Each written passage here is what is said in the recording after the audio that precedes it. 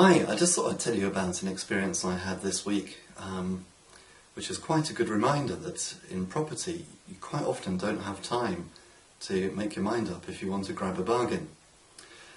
I think it's also quite interesting, it gives us a snapshot of where the market's at the moment. So anyway, I look on RightMove regularly at properties in my chosen area. I've bought a lot of properties up in the northeast and I'm continually looking to see whether I should be adding to my portfolio. At the moment, actually, one of my favoured strategies is flipping, so I'm looking for properties to buy cheaply and then sell on if I can. So I regularly go onto RightMove and the other main portals to see what's available, and I was particularly struck by a property in one of my areas which is on the market for $50,000, and it said that it needed some work doing to it. Now, if you've seen my other video blog, which I recorded earlier, you'll see that a couple of years ago that wouldn't have been unusual. There were properties on the market for about 30 or 40,000 in that area, but they've now all gone. And this was the cheapest property in the area. The next cheapest property after this one is on the market at 65,000, and to all intents and purposes that would be an identical property, albeit in slightly better condition. So I thought, right, I must go and see this property.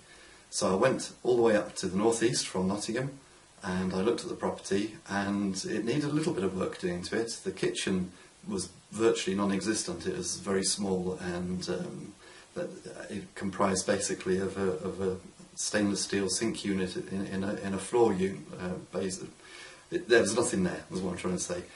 Nothing at all. So it would have needed a kitchen, but because of the space, you wouldn't have been a very big kitchen in any way. So at most, even if you're going to put a really, really nice one in, you're probably talking about perhaps £1,000 if you know the right builder, but let's say £2,000.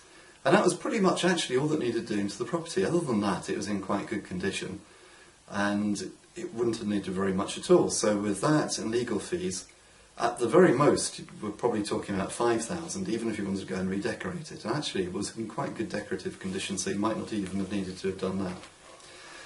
So even at the full asking price, we're probably talking about paying £55,000 in total, and possibly a bit less, to achieve a property which would be worth about £65,000. Now, my view was that actually, because I was probably going to flip it, I'd want to get it for slightly less, and I was thinking, shall I put in an offer at 45 so that it would cost me 50 and that'd still leave quite a good margin. So I thought I'd go home and I'll think about this and I'll make an offer tomorrow. Now, of course, the next day I went to make the offer and I found that the property had actually gone under offer the day that I went to see it. Now, why was I so relaxed about it? Well, because, to be honest, for the last few years that just hasn't happened. So I think it's quite an interesting snapshot of where the market is now, that a property could actually sell. I should say that it actually only came onto the market a couple of days earlier. I think it first appeared on RightMove on the Saturday and I went to see it on the Tuesday, and it went under offer on the Tuesday. So that's, what, 4 days it was on the market. Now, for me, that's unheard of. I haven't seen anything like that since sort of 2007. So that in itself was quite an interesting thing, but it just made me realise that sometimes it's very easy to overthink these things. In fact, I was talking to my family about it, and my daughter, who's 16, was very astute, and she said, "Dad, you overthink things, you should have just bought it." And you know what? She's probably absolutely right, because although I was trying to save a couple of grand and make a bit more profit, if the market's going the way that the market seems to be going at the moment, then I probably would have made that over the next few months in market movements anyway.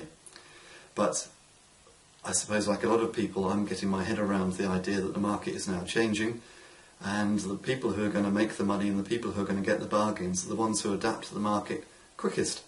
So this is where I'm at the moment. I'm now teaching myself and talking to myself and researching the market and trying to make sure that next time I'll actually be in there, that I'll make the offer, that I'll get the property secured, and come to terms with the fact that the market actually now is picking up. It's been in the doldrums for so long that I've become used to it being that way, and I thought I had more time than I did.